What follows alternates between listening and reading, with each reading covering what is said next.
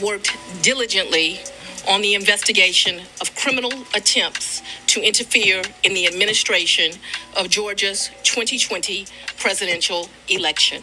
The indictment includes 41 felony counts and is 97 pages long. Specifically, the indictment brings felony charges against Donald John Trump. Fani Willis is out for blood, and with some of Atlanta's biggest rappers on a hit list, she has now officially taken on her biggest target, former President Trump.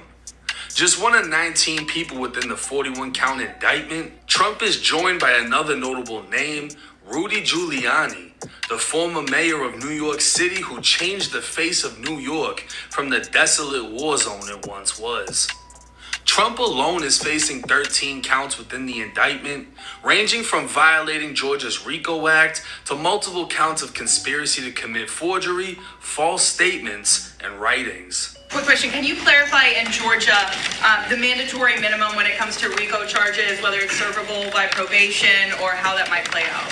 The RICO charges has time that you have to serve, so it's not a probated sentence.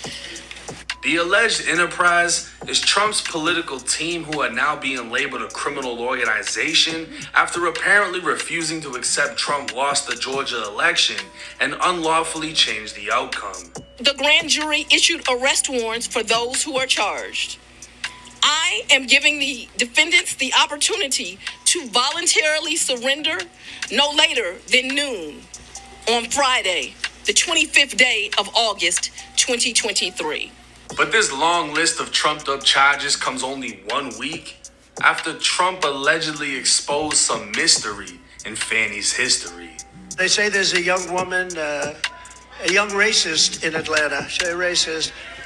And they say that she was after a certain gang, and she ended up having an affair with the head of the gang or a gang member. And this is a person that wants to indict me. She's got a lot of problems, but she wants to indict me to try and run for some other office. What's going on in this country is, and by the way, wants to indict me for a perfect phone call. This was even better than my perfect call with Ukraine. Remember that call? That was a perfect call. This one's better. Now, Trump would allege Fani Willis had an affair with the head of a gang or a gang member, which would reignite an old rumor that's apparently burned its way through Atlanta's streets for years.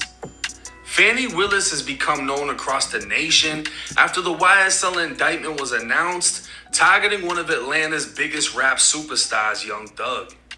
The indictment would allege he started a war between two of Atlanta's most violent blood sets after a rival gang leader was gunned down outside of a barbershop. This murder would result in over 30 violent acts of retaliation and would be the beginning of the indictment's investigation. The victim was 26-year-old Donovan Thomas, who was more commonly known as Big Nut. At the time of his death, he was alleged to be the leader of the Inglewood family Bloods in Atlanta